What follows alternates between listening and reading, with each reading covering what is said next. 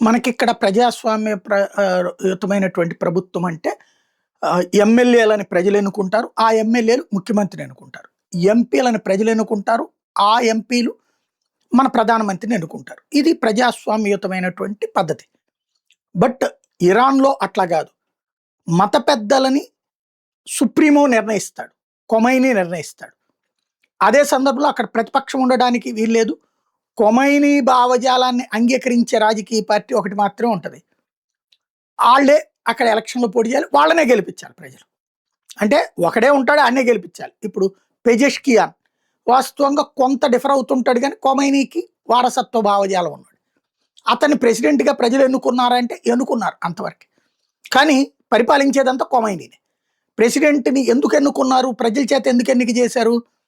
ఐక్యరాజ్య సమితి లేకపోతే ప్రపంచంలోని ఇతర దేశాల్లో మేము కూడా ప్రజాస్వామ్యంలో ఉన్నామనేటటువంటి ఒక భ్రమ కల్పించడానికి. సరే ఆ పెజెష్కియాన్ పాపం అట్లాగా శుద్ధపూసలాగా కూర్చునున్నాడు. ఇప్పుడొచ్చేటప్పటికి ఖొమైనీ అరాచకాలు చేసేది ఆయనే, చేయించేది ఆయనే. ఆయన మీద దైవత్వం ఆపాదించుకుని పూజించేవాళ్ళు, ఆయన్ని ద్వేషించేవాళ్ళు ఇట్లా ఉన్నారు. ఇప్పుడు ఈవెన్ ఇరాన్‌లో ఇప్పుడు ఇన్సిడెంట్ జరిగిన తర్వాత ఆయన కోసం గుండెలు బాదుకుని ఏడుస్తున్న వాళ్ళు ఒకవైపు, సంబరాలు చేసుకుంటున్న వాళ్ళు ఒకవైపు ఇరాన్‌లోనే కనబడుతున్నారు.